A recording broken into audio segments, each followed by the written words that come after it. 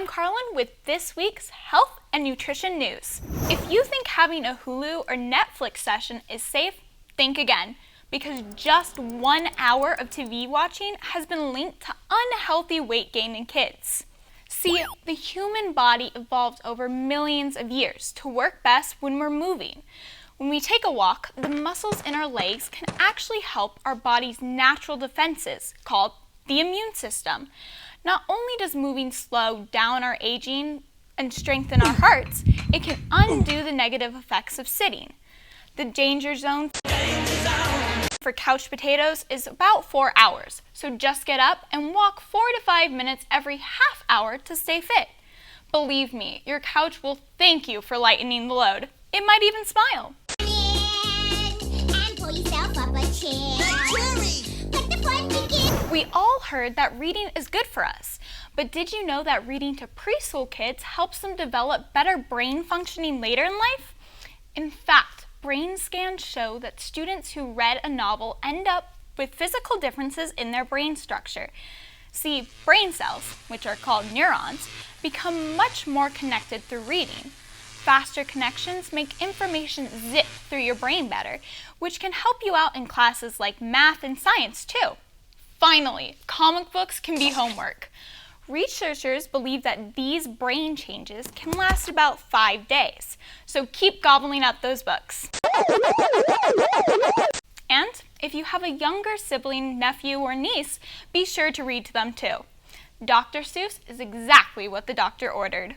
Just look at me! Fun, fun, fun! A recent study found that preventing smartphone use by teen drivers can reduce the risk of car crashes. According to a report from the Center of Disease Control and Prevention, or CDC, more and more teens are texting while driving, which is a major threat to their lives and others. The CDC surveyed around 13,000 teens in several schools across the country about how often they smoke, how often they take safety measures like wearing a seatbelt in a car or a helmet on the bike. Personally, I say put the helmet right on the car. Don't matter. They also asked teens about their tendency to text and drive, and although smoking levels were lower, 40% of teens admitted to texting and emailing while behind the wheel. In another study, when scientists blocked smartphone signals to prevent teens from using them in the car, they were less likely to brake hard or swerve suddenly. Unconfirmed reports claimed that teen drivers began making funny faces at people on the sidewalk since they no longer had access to emojis and emoticons. Ever wonder why your brain makes you snack even when you're not actually hungry? Well, it's a primitive response we evolved thousands of years ago. So here's how you can avoid getting bullied by your hunger. Feed me now! I can't. I'm starving! We all know that we should be eating healthy, but sometimes all we want to do is gobble up greasy fats and artificial sugars. But it's simple to beat these cravings. Step 1. Make sure you get enough sleep. If you're tired, it can trigger cravings for fat and sugar.